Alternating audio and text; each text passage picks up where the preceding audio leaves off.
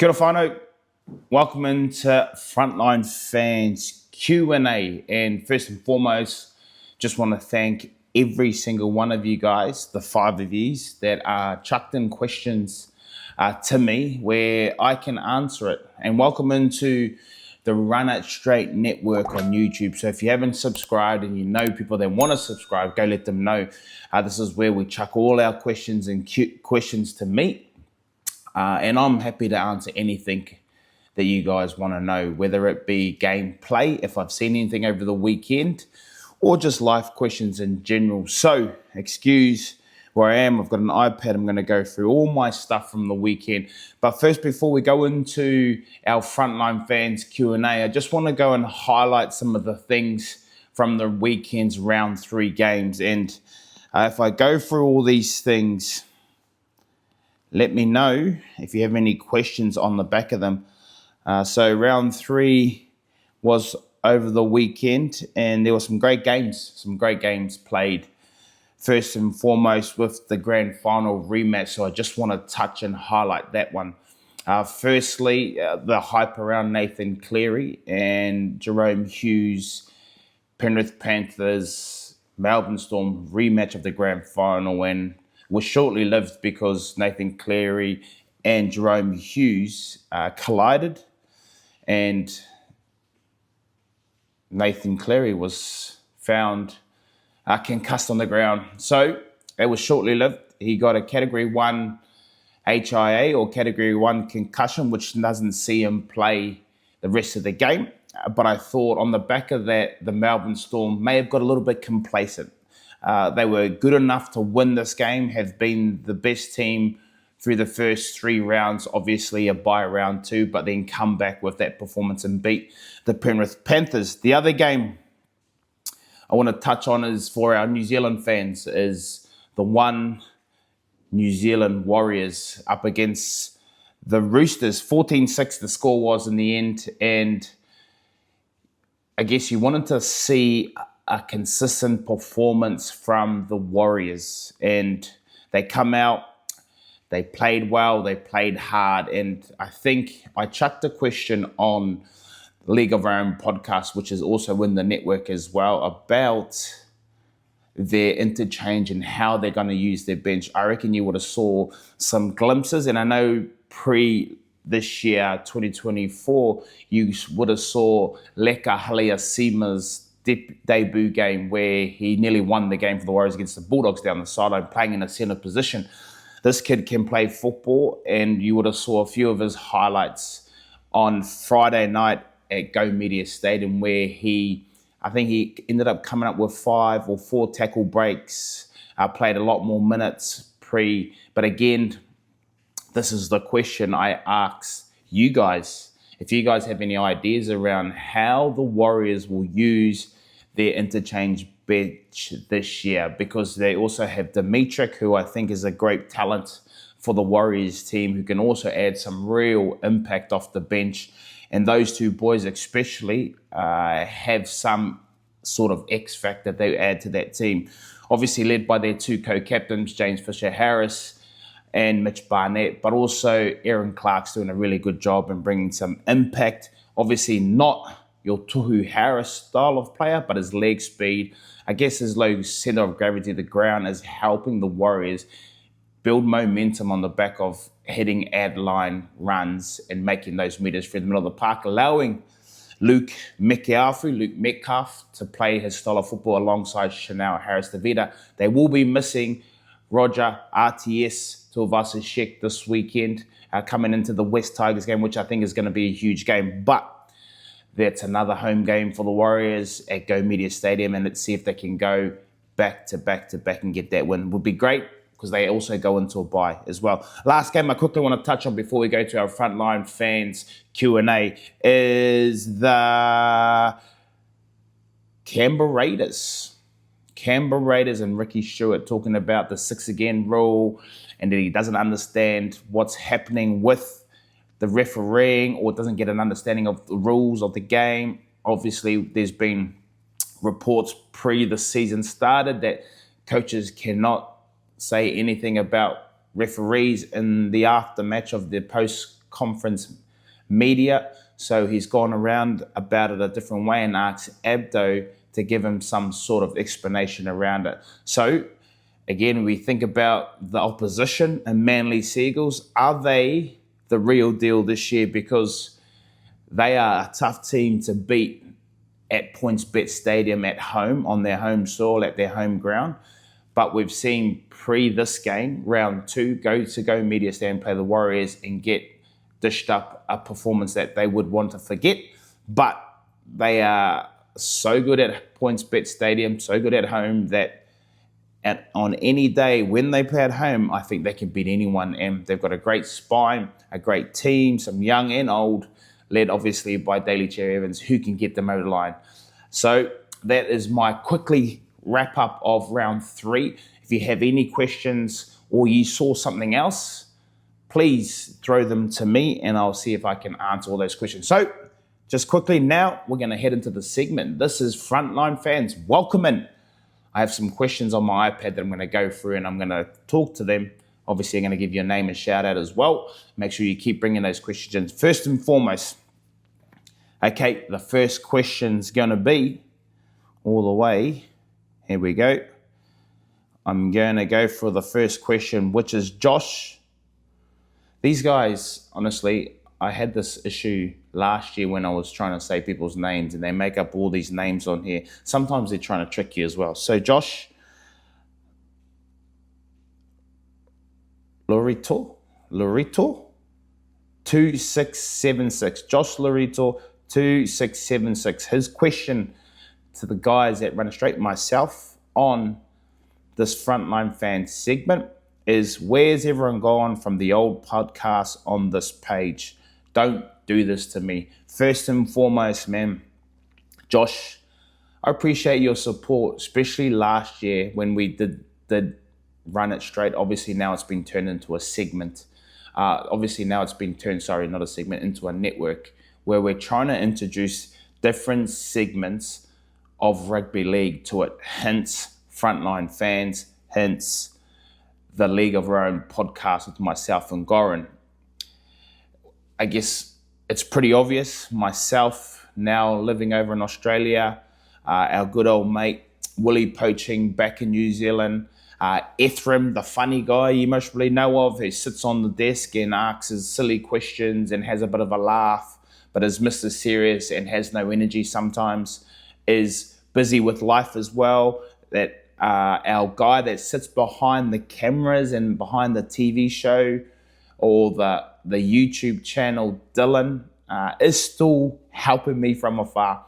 But the biggest thing for us is that we are trying to juggle life commitments, work commitments, me being Australia, them being in New Zealand, and still trying to give every person that's on our network and our subscribers and our social media everything about rugby league. We are a different flavor. We are obviously New Zealand voices having opinions, but I now live in Australia. So Josh, please stay with us. If you know anyone else, tell them to come in.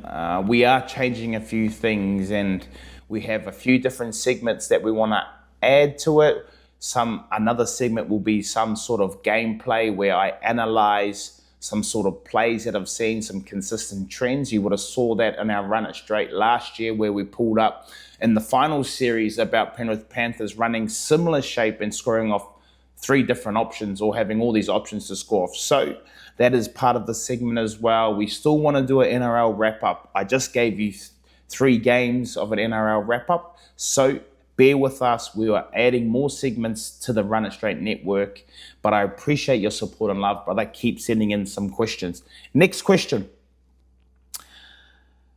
This is a good question, to be honest. At NZ South Auckland.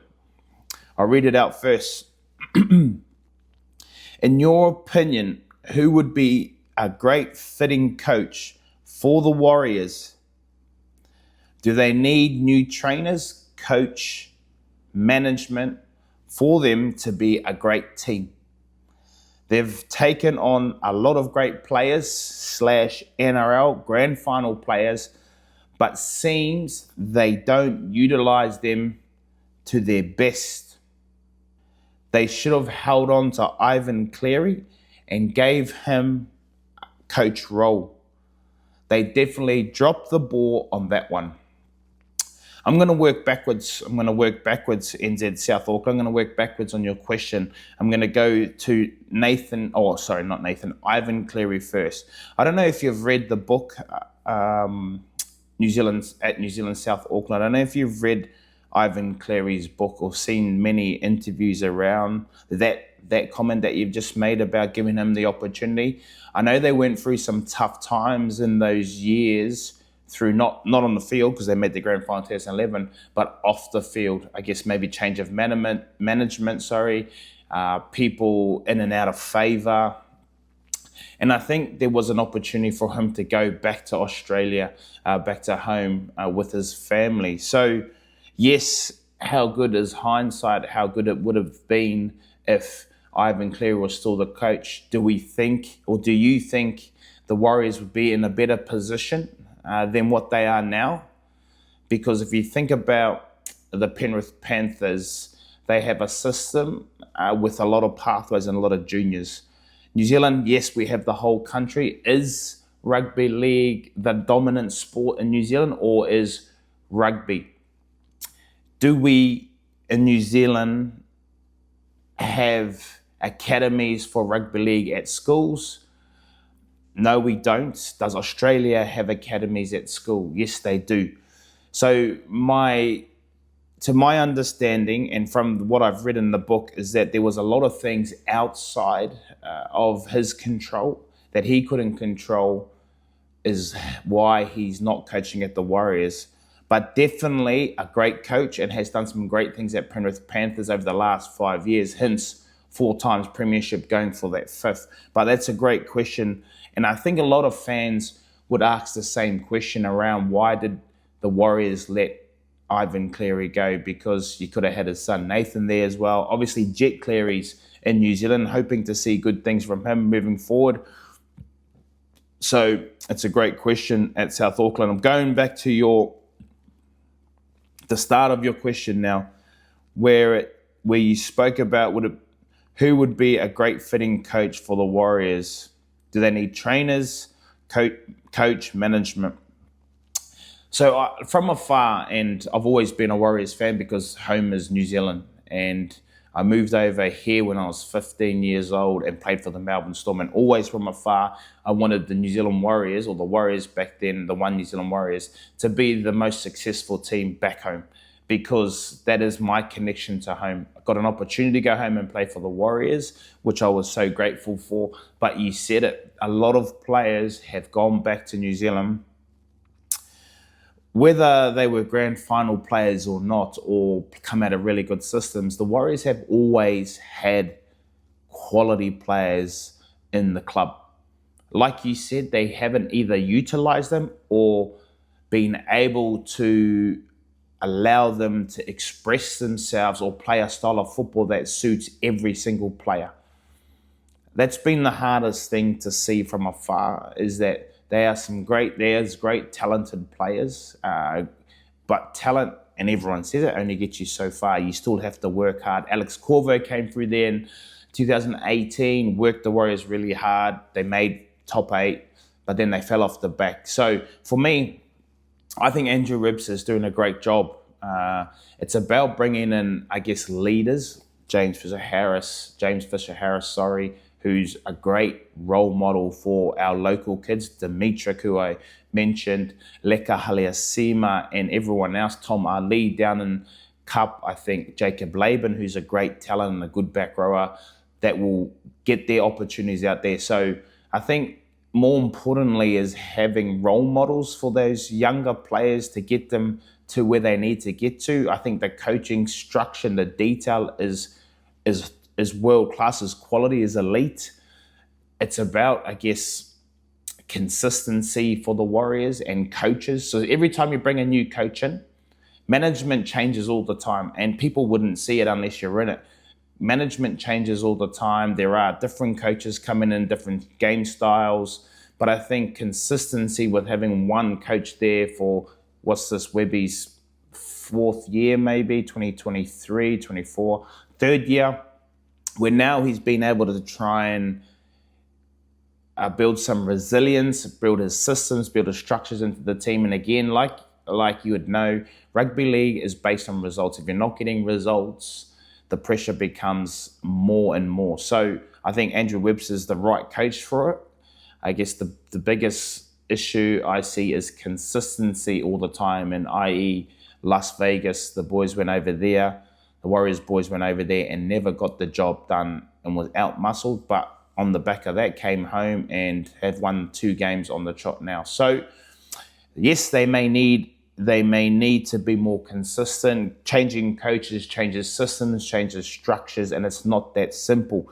But you said it, there's been some great players come through there, haven't really gone on to kick on to finals football. If you don't play consistently in that top 8, you don't actually know what finals football is all about. So the thing for me, being consistent for the Warriors, playing finals football every single year, the players will get a good feel for what finals football represents and how you need to turn up in preparation for those games to be able to play that consistently week in, week out, so that when you get to those moments, you ice those moments and you're playing finals football.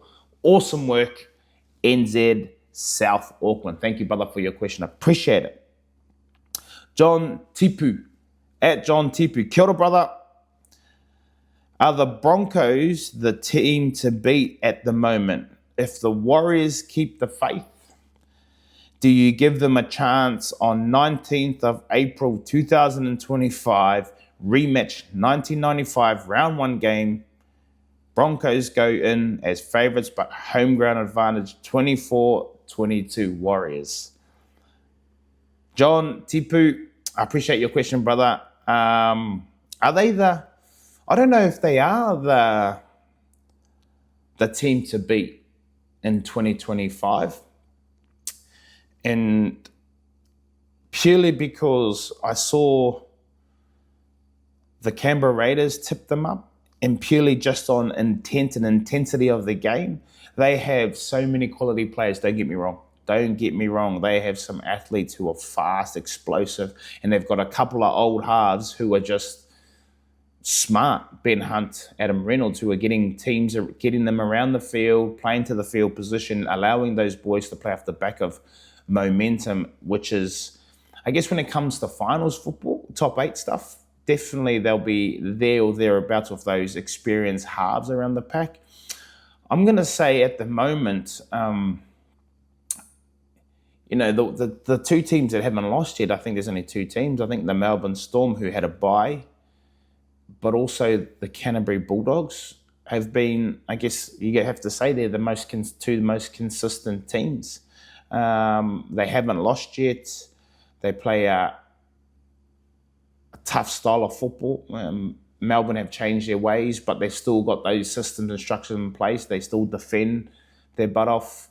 It'll be interesting to see how they go moving forward when they come up against some bigger quality teams with like key players in.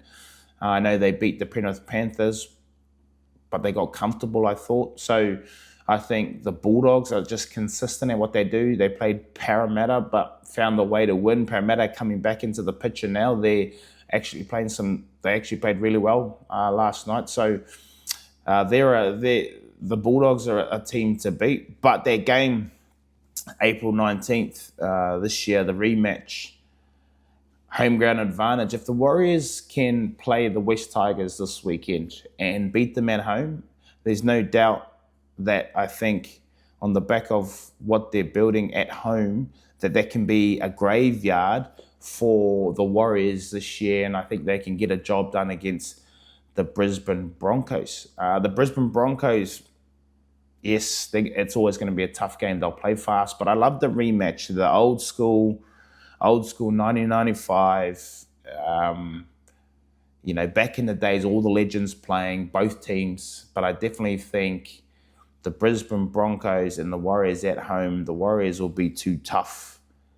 If they win this weekend at home against the West Tigers, they go into a bye and they'll definitely be playing some consistent football leading into that match. But they are a team to watch out for, the Brisbane Broncos. But also John Tipu, thank you. John Tipu, thank you for your question. Please keep firing them away, man. I'm going to go to I've got 2 questions left to go, and these ones are huge questions, real big questions. The first one, XLII11G2G at XLII11G2G. Man, this is, thanks for the question. And this is a real good question. What is something that makes Run It Straight Network stand out from other companies? First and foremost, there are so many podcasts out there now. So many podcasts. And you would see, especially in Australia, this is just the norms in Australia. But what makes us unique and what makes us different is who we are, what we represent, and I guess our voices, New Zealand style voices on the network. I like what we do because of our passion for the game, especially myself. I work over in Australia. Culturally, it is different. But what we try and do is what I try and do is try and keep our New Zealand flavor, our New Zealand way of thinking. Yes, it doesn't keep everyone happy, but this is what makes us different. We are unique people, and we give, I guess, a holistic overview, but also an authenticity. It is authentic, the way we speak. It is real in what we do. And sometimes people don't like that. But what we try and do, and especially in this network, is to give our audience a real good overview of a lot of different aspects of rugby league, not only the bad things, but also the real good things and the cool stories outside of the game. So for me, it's about making sure that we are always heard. Our New Zealand voices, our Kiwi voices, our Māori voices, our cultural voices, so that will make us and that will separate us from the rest.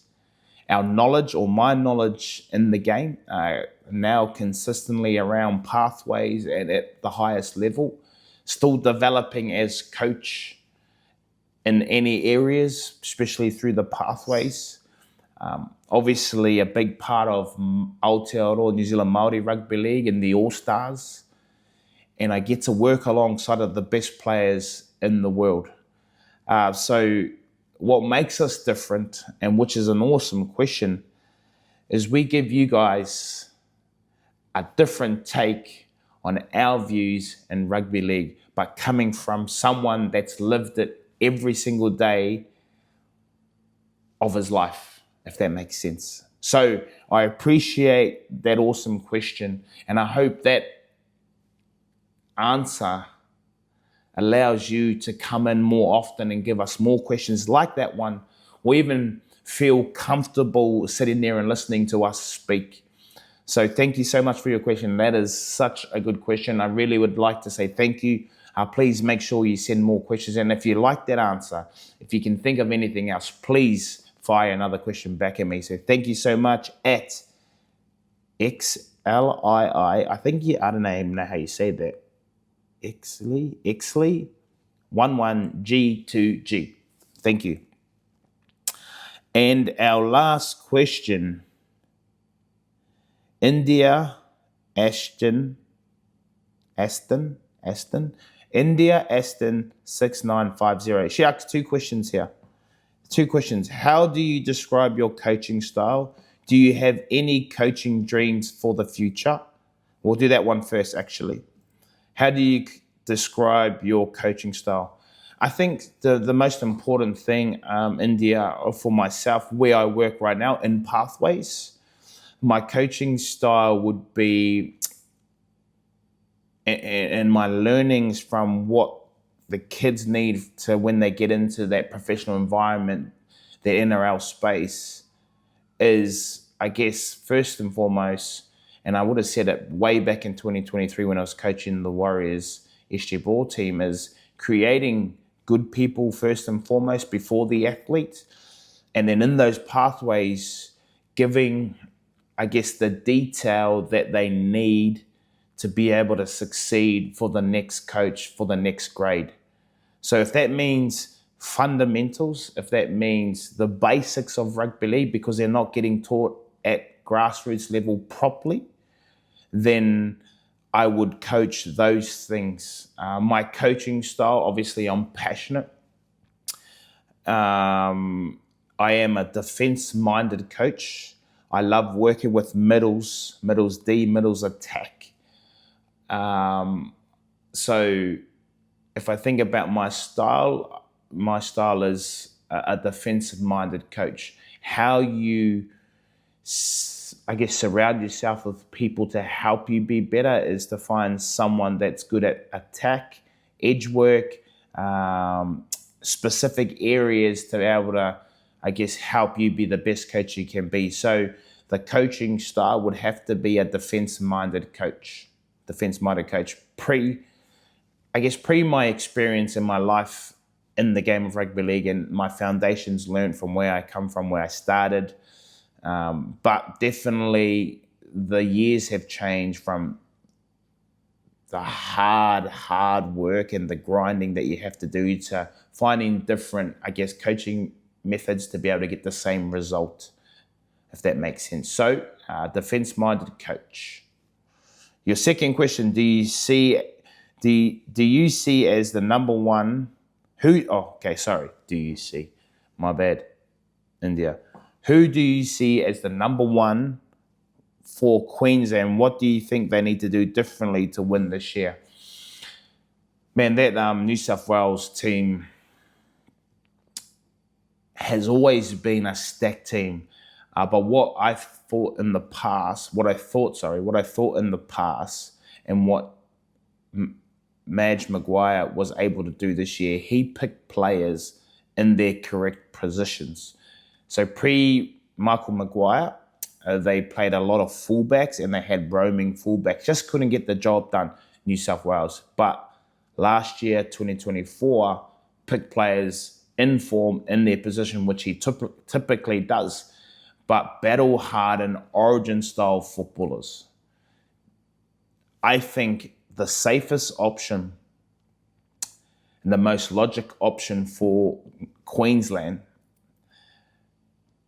Kalen Ponga is elite when it comes to any style of football, clubland, origin land, and has never let anyone down.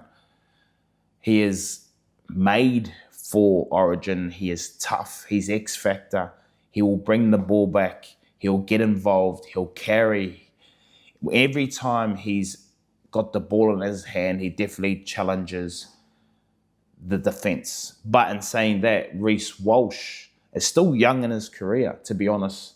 And I think he definitely can find himself in the Queensland team because of something similar to what Kalen Ponga can do. I just think his experience, Kalen, his big match performances, his toughness, his commitment to the cause is what separates him from the other fullback. How the Queenslanders get it done this year, they have to pick players in form.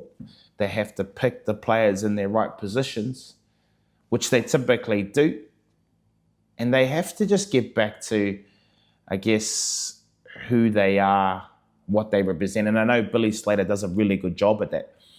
So they weren't that far off last year, but I think definitely they've got their work cut out.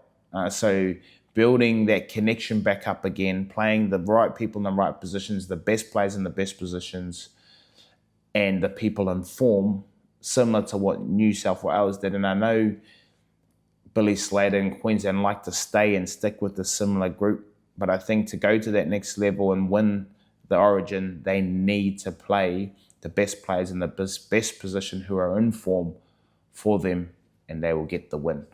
Again, thank you, India, for your question. Thank you, everyone, for your questions. Please make sure you check out Frontline Fans on the Run It Straight Network. Subscribe, tell your friends what makes us different from the rest. Tune in for everything moving forward. Our League of Our Own podcast with myself and Goran, who's also in the network. Check out our Instagram tags, League of Our Own podcast on Instagram and Run It Straight on Instagram. Fire all your questions in there. Fire all your questions for the Run It Straight Network on YouTube. Subscribe. And I appreciate you guys' time again. Chur.